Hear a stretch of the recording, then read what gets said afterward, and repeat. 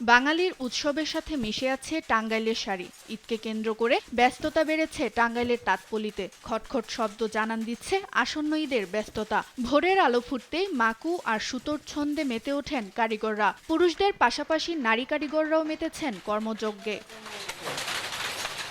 টাঙ্গাইলের করটিয়া শাড়ির হাটে বেচাকেনা শুরু হয়েছে। এই হাট থেকে টাঙ্গাইলের শাড়ি চলে যায় দেশের বিভিন্ন প্রান্তে। ঈদকে সামনে রেখে শোরুমগুলোতে উপচে পড়া ভিড় থাকলেও উজ্জ্বল এই শাড়ির কারিগরদের জীবনে নেই কোনো রঙের ছোঁয়া। এদিকে নিত্যপণ্যের দাম আকাশ ছোঁয়া হলেও গেল কয়েক বছরে বাড়েনি টাঙ্গাইলের তাঁত শ্রমিকদের মজুরি। মালিক পক্ষের দাবি, কাঁচামালের চড়া দাম আর সুতোর সংকটে উৎপাদন খরচ বেড়েছে বহুগুণ।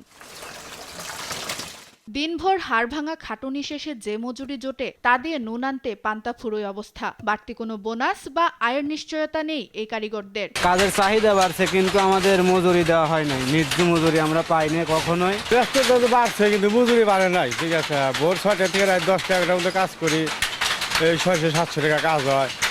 এই তো কষ্ট খুব, কিন্তু টাকা কম।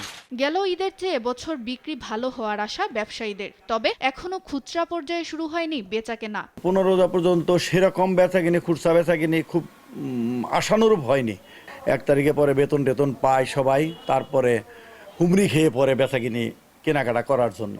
এই ঐতিহ্যবাহী শিল্পকে বাঁচাতে প্রয়োজন সরকারি দীর্ঘমেয়াদী সহায়তার পাশাপাশি বিভিন্ন দেশে মেলায় অংশগ্রহণের সুযোগ। আর শাড়ির কাঁচামাল ও বিদ্যুতের দামে উৎপাদন খরচ বেড়ে যাওয়ায় তাঁত শিল্প কমে যাওয়ার দাবি তাঁত সমিতির সভাপতির। গভর্নমেন্ট যদি আমাদেরকে একটু সাপোর্ট দেয়, অর্থনৈতিক না, আমাদের ইন্টারন্যাশনালভাবে সাপোর্ট দেয় পররাষ্ট্র মন্ত্রণালয়ের মাধ্যমে, আমাদের বিভিন্ন দেশে মেলা করে, তাহলে আমাদের এই বিজনেসটা আরও সুন্দর হবে এবং আমরা তাঁত শিল্পকে বাঁচাতে পারবো। সরকারি পৃষ্ঠপোষকতা সহযোগিতায় শিল্পটা যেন এগিয়ে আসে।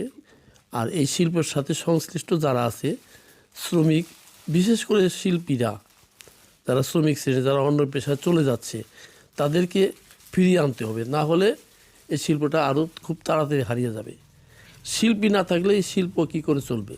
টাঙ্গাইল শাড়ি বিশ্বজুড়ে সমাদৃত হলেও নেপথ্যের এই কারিগররা রয়ে গেছেন দরজার আড়ালে। মজুরি কাঠামো সংস্কার আর রাষ্ট্রীয় তদারকি ছাড়া এই শিল্পের কারিগরদের মুখে ঈদের হাসি ফোটানো সম্ভব নয় বলেই মনে করছেন সংশ্লিষ্টরা।